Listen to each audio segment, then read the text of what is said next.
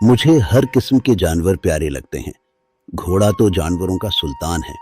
हर किस्म के चरिंदों परिंद में कुदरत का हुस्न नजर आता है और हत्ता के कुत्ते के बच्चे पर भी प्यार आता है। मगर मुझे अपने आप पर हैरत हुई कि मैंने कभी गाय को गौर से क्यों नहीं देखा। हम इसका दूध पीते हैं और गोश्त खाते हैं और इस जानवर को कम अकल बुद्धू भी समझते हैं।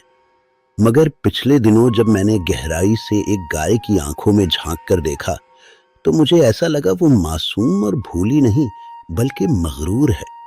उसकी आंखें ऐसे घूर रही थीं कि जैसे मुझसे जली कटी जबान में कह रही हो, अरे जा, बड़ा आया मेरे पास हमदर्दी दिखाने वाला। तुम चालाक लोग चारा डालकर एहसान नहीं कर रहे बल्कि मेरे दूध पर जी रहे हो। अपनी माँ का इतना दूध नहीं पिया जितना तुम लोगों ने मेरा पिया है।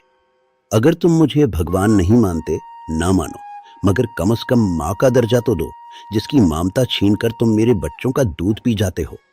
मैं अक्सर गाय की इन निगाहों के आगे लाजवाब और शर्मिंदा होकर वहां से खिसक जाता हूँ। अब जब भी गाय से आंखें चार होती हैं मेरे दलाइल बेवजन हो जाते हैं। वो कहती है कि एक अरब इंसानों ने मुझे खुदा बना रखा है मगर तुम लोग तो मेरे कातिल हो। मैं सोचता हूं कि ये ताजीम और पूजा सिर्फ हिंदुस्तान की इजाद नहीं है। हजारों साल पहले मिस्र में बैल की परस्तिश होती थी। हजरत मूसा के दौर में और हजारों साल पहले के इंसान गाय की पूजा करते थे। ईरान के जरतश्ती असातीर और यूनान में ज़्यूस का बैल बनना ये एक कदीम आलमी रुझान रहा है। इंसान ने जहां गाय के लिए एक मुल्क को जन्नत बना दिया है, वहां की मौजूदा सियासत की जहालत देखकर लगता है कि उस तारीखी मुल्क का नाम कहीं गायस्तान ही ना रख दें। यहां एक गहरा सवाल जन्म लेता है, इंसान जिसे अशरफुल मखलूकात कहा गया, वो अपनी पहचान और गैरत का सबूत देने के लिए उन मखलूकात का मोहताज क्यों है जिन्हें वो कमतर समझता है।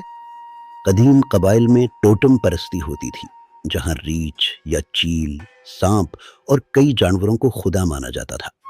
आज मॉडर्न के इंसान ने अकीदा बदलकर जानवरों को कौमी निशान बना लिया गया है, मगर सोच वही पुरानी है।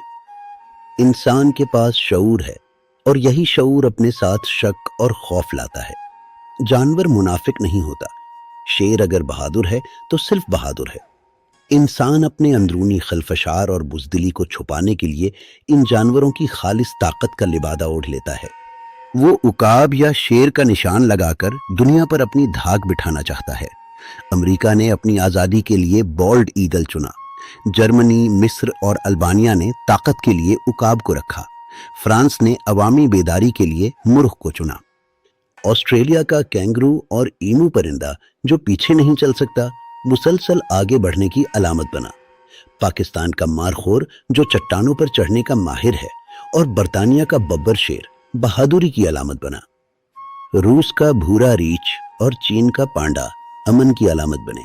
यहां तक कि स्कॉटलैंड ने यूनिकॉर्न यानी एक सींग वाले फर्जी घोड़े को अपना निशान बना लिया। दुनिया के 200 से ज्यादा ममालिक में से 90% के कौमी निशानात जानवर या परिंदे ही हैं। इंसान अपनी यकीन की कमी को छुपाने के लिए इन बेजुबानों को अपने गुरूर का जरिया बनाता है।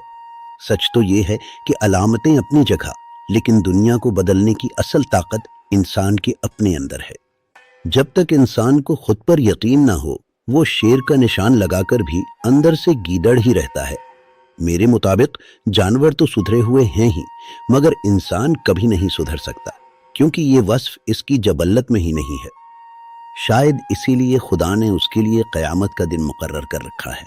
उसका यौम हिसाब वहीं पर होगा। बाकी किस्त नंबर 2 पर।